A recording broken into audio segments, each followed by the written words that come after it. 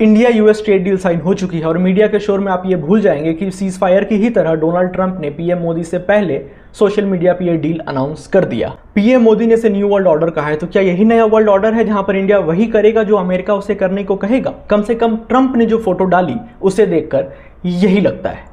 Trade deal पर Trump ने कुछ शर्तें रखी थी। इसमें पहली शर्त थी रशिया से ऑयल इंपोर्ट को कम करना। पिछले 2 महीने में भारत ने ऑलरेडी रशिया से ऑयल इंपोर्ट कम कर दिया। ये बात मैं नहीं कह रहा हूं, रिलायंस ने बाकायदा प्रेस रिलीज जारी करके बताया कि किस तरीके से रिलायंस रशिया से ऑयल इंपोर्ट कम कर रहा है।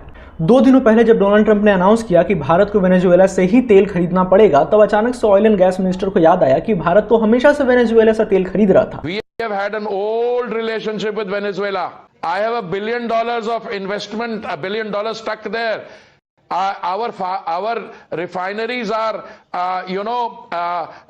configured to use that heavy oil. So there's nothing new in what he said. लेकिन जो ऑयल एंड गैस मिनिस्टर बताना भूल गए वो ये है कि भारत ने 2020-21 में वेनेजुएला से तेल खरीदना भी अमेरिका के ही प्रेशर में बंद किया था। अब क्योंकि अमेरिका ने कहा है तो वेनेजुएला से तेल खरीदने में सबको फायदा नजर आने लगेगा। यूएस ईरान पर अपना कब्जा चाहता है और इसलिए भारत ने चाबहार पोर्ट पर अपना दावा छोड़कर वहां से निकल जाने में ही भलाई समझी। ये वही चाबहार पोर्ट है जिसके बारे में पीएम मोदी ने कहा था कि ये भारत का इन्वेस्टमेंट है। चाबहार पोर्ट का मेरा फाइनल एग्रीमेंट हुआ, ये बहुत बड़ा काम है जी। दूसरा,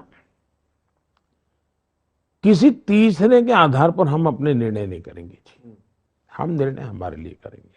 इंडिया और यूएस के बीच $500 बिलियन का ट्रेड होगा। इसमें डिफेंस से लेकर टेक तक सारी चीजें अमेरिका भारत को बेचेगा।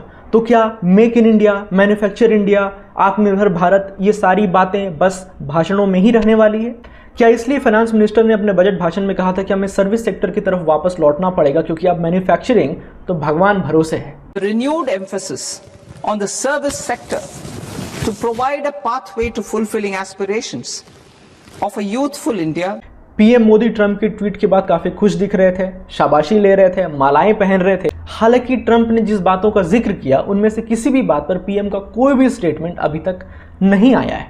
खैर, इतनी शर्तें मानने के बाद भी भारत जो पहले 0 टैरिफ दे रहा था, आज भी अमेरिका को 18% टैरिफ देने के लिए मजबूर है। क्या यही न्यू वर्ल्ड ऑर्डर है जिसकी बात पीएम करते हैं?